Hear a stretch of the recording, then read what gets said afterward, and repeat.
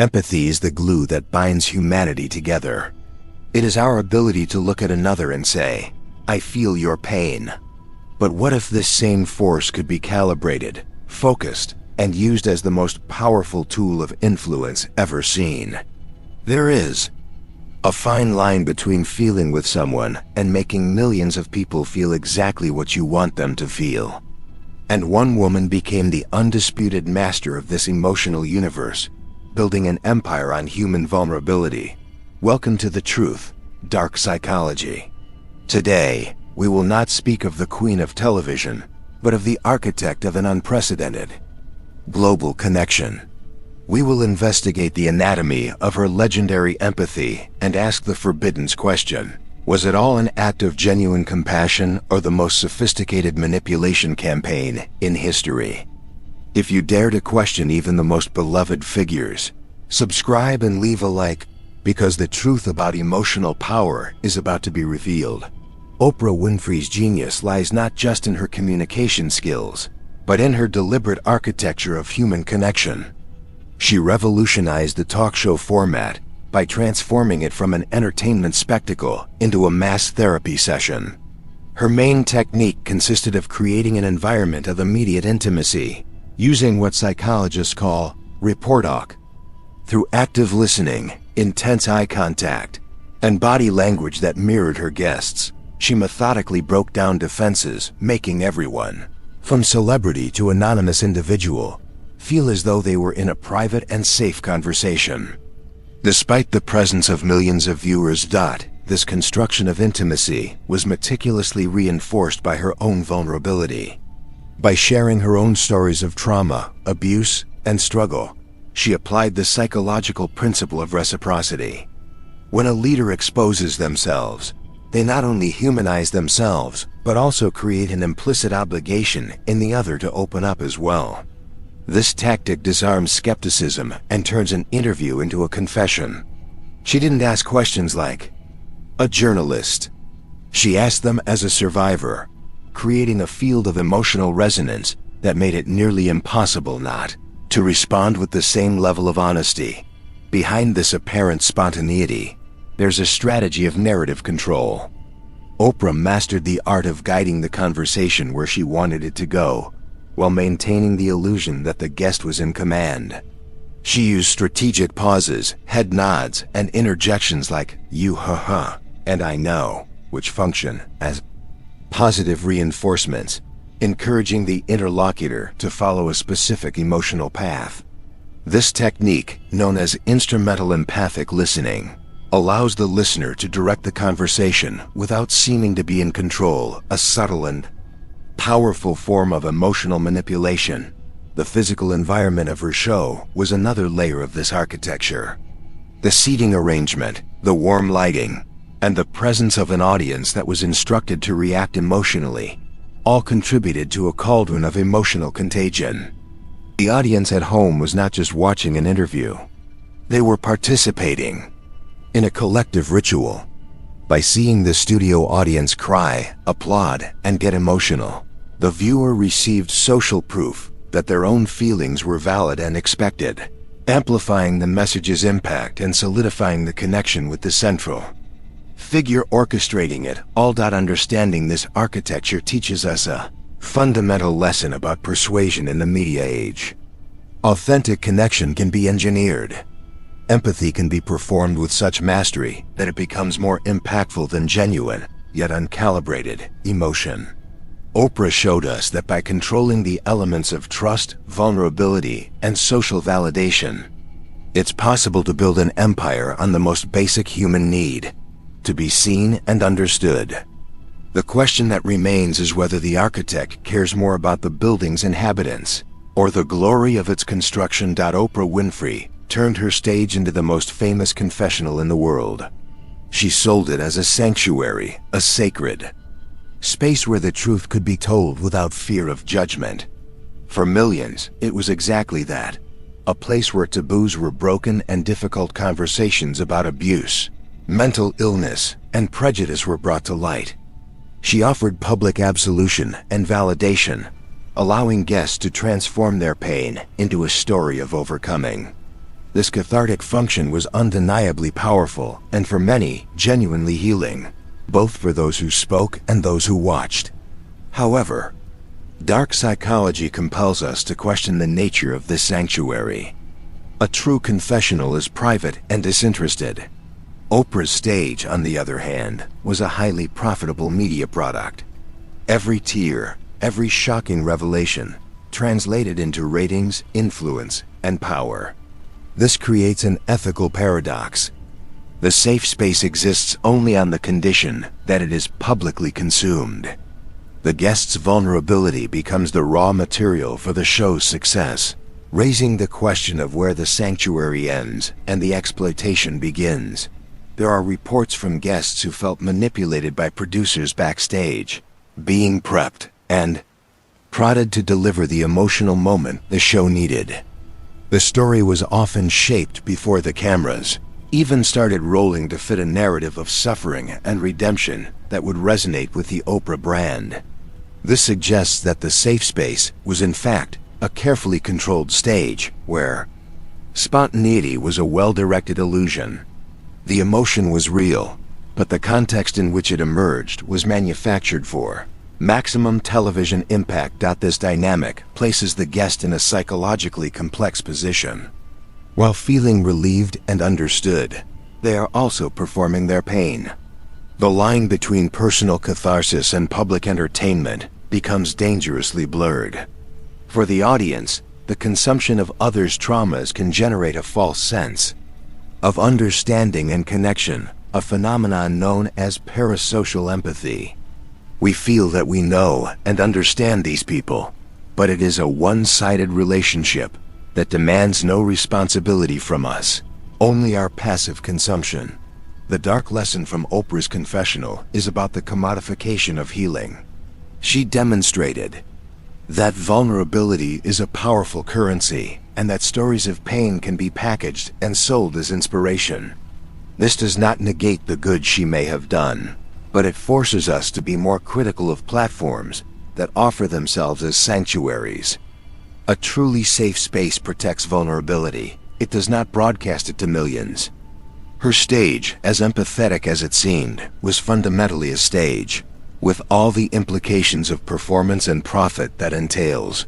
The most visible and powerful emotion in Oprah's arsenal was always the tear. Her tears, and those of her guests, were not just a sign of sadness or joy.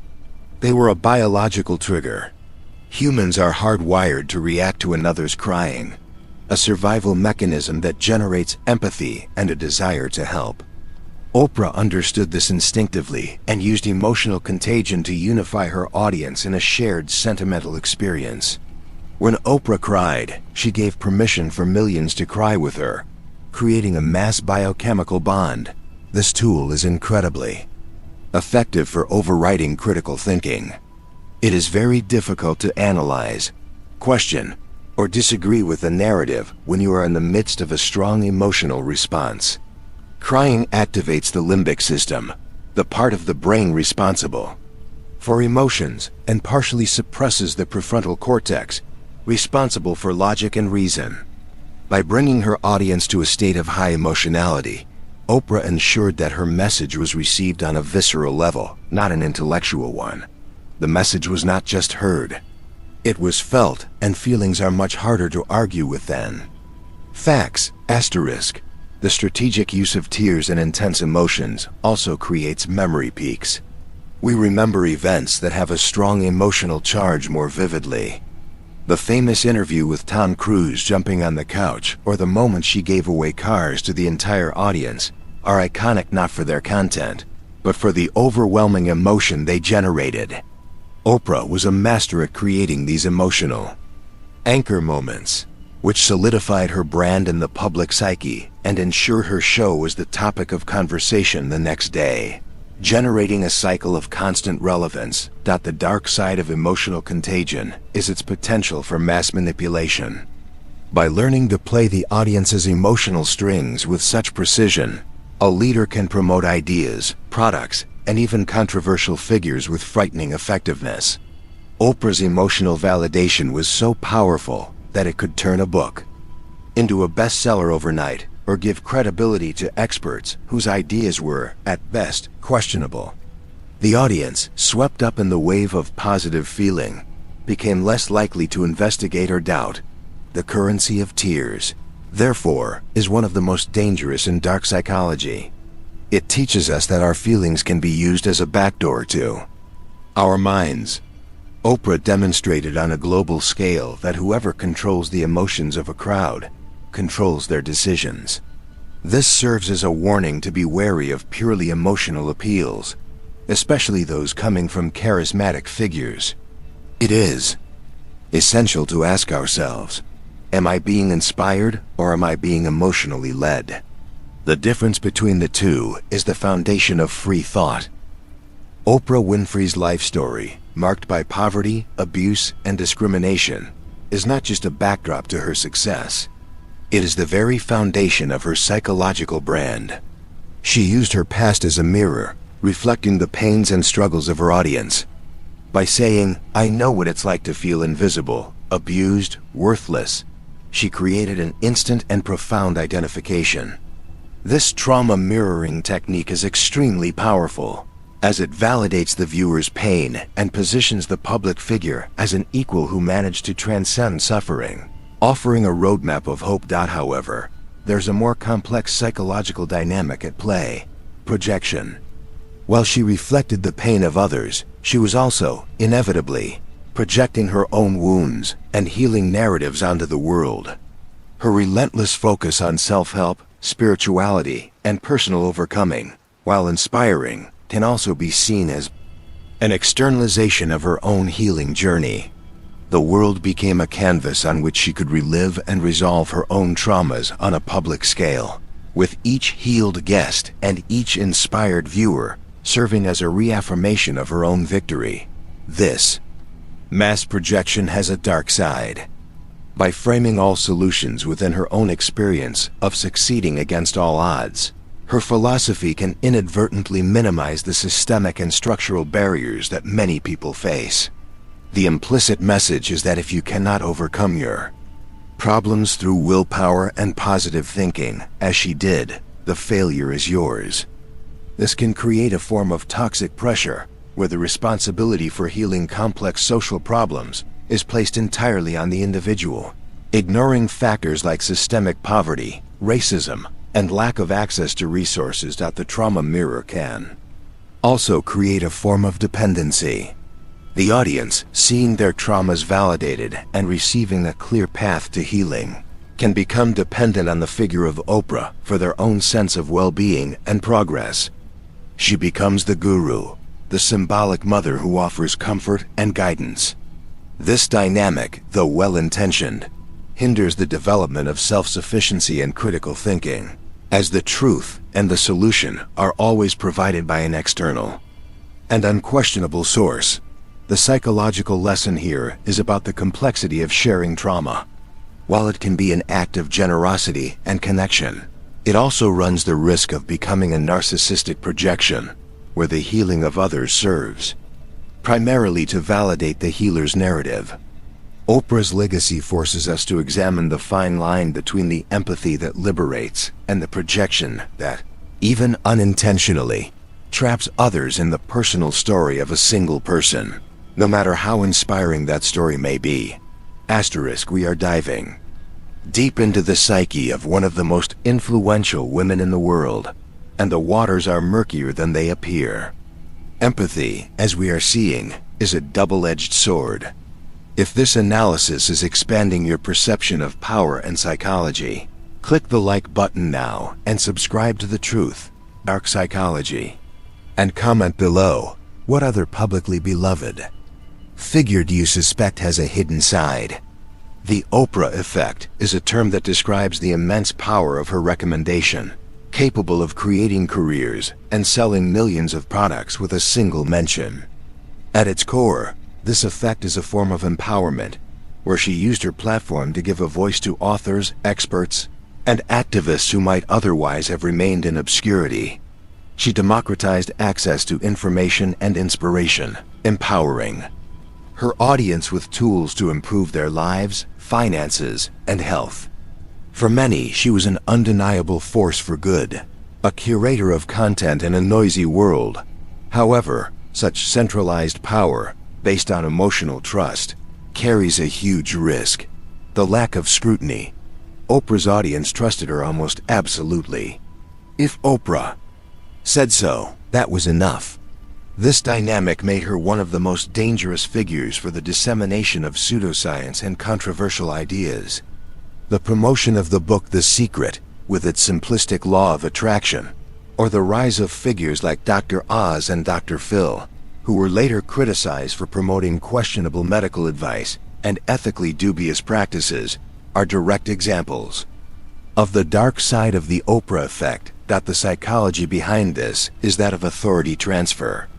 The trust and credibility that Oprah built over decades in areas of emotion and vulnerability were transferred, in the public's mind, to areas where she had no expertise, such as science and medicine. She became a universal seal of approval. Her empathy and apparent sincerity acted as a shield, making it difficult for the public to believe she could promote something harmful. The emotional connection she established neutralized the skepticism we would normally apply to new ideas. This unquestioned influence reveals the fragility of human judgment in the face of a charismatic and empathetic authority figure. We are more willing to accept information from sources we trust emotionally, regardless of the objective truth of that information. Oprah didn't need data or rigorous evidence. Her personal conviction was the proof. This turned her, perhaps unintentionally, into one of the greatest vectors of alternative truths in pop culture, where what feels right becomes more important than what is factually correct. The dark lesson of the Oprah effect is a warning about the responsibility that comes with great influence. It shows how empowerment can quickly turn into an exercise of unregulated power. The trust of millions is not just a gift. It is a weapon that must be wielded with extreme care. Her legacy in this respect is a case study of how empathy, when combined with a massive platform, can be used both to elevate and dangerously to lead astray millions of people who were only seeking guidance. No incident exposes the duality of Oprah's empathy more than the public confrontation with author James Frey, after promoting his memoir, A Million Little Pieces, and turning it into a phenomenon. It was revealed that significant parts of the work were fabricated. Oprah's reaction was a public and brutal demonstration of empathy being used as a weapon.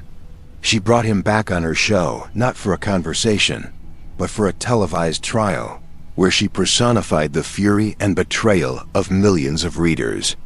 Her initial compassion was reversed into public humiliation. In that moment, Oprah's empathy was no longer directed at the suffering individual before her, but at her audience, and more importantly, at her own brand. She felt duped, and her priority became managing her credibility. The same platform that elevated him was used to destroy him, showing that Oprah's empathy was conditional. It was a gift that could be violently taken away if the integrity of her brand was threatened. Compassion was transformed into a tool for punishment and damage control. Psychologically, this event reveals the concept of instrumental empathy. It is the ability to use the display of emotion to achieve a strategic goal. In the first phase, empathy was used to sell books and create a cultural moment. In the second phase, empathic outrage, aligning with the pain of betrayed readers, was used to reassert her position as the guardian of truth and authenticity. In both cases, the emotion was not just a passive response, but a deliberate action to maintain the power and trust of her base. The James Frey incident serves as a rare glimpse into the machinery behind the Oprah persona. It revealed a ruthless businesswoman beneath the facade of the motherly, understanding figure. She demonstrated that the power to create is inseparable from the power to destroy. The same emotional connection she used to make people feel safe and loved could be inverted to make them feel exposed and shamed before the world. It was a chilling reminder that empathy in the hands of a powerful figure can be both a balm and a scalpel. The final lesson of this chapter is the darkest of all.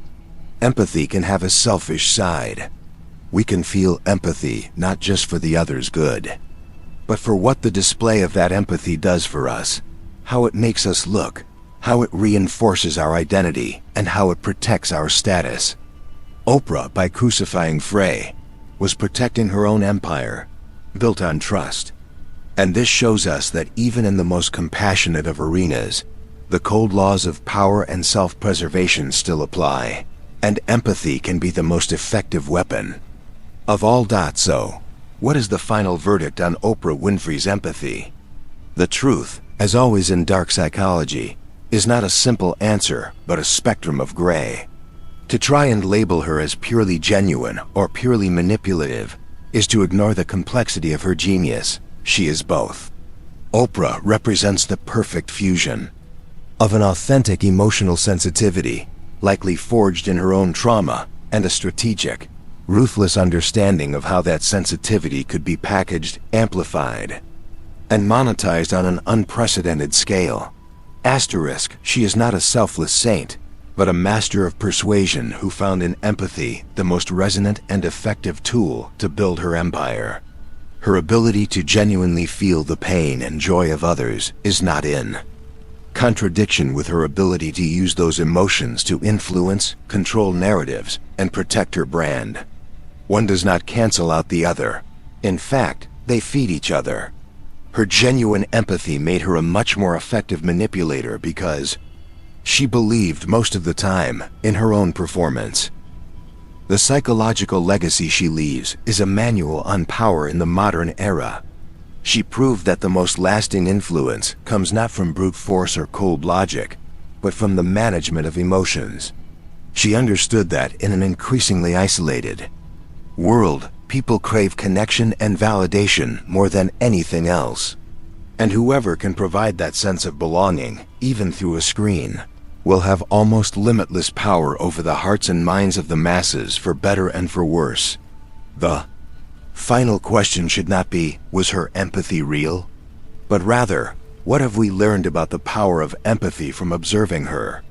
We have learned that it can heal and it can hurt. We have learned that it can empower and it can deceive. We have learned that it is the most potent force in human communication, and for that very reason, the most dangerous when concentrated in the hands of a single person. Oprah forced us to confront the fact that the intention behind empathy is what defines its moral character, and that intention is not always clear, not even to the person feeling it.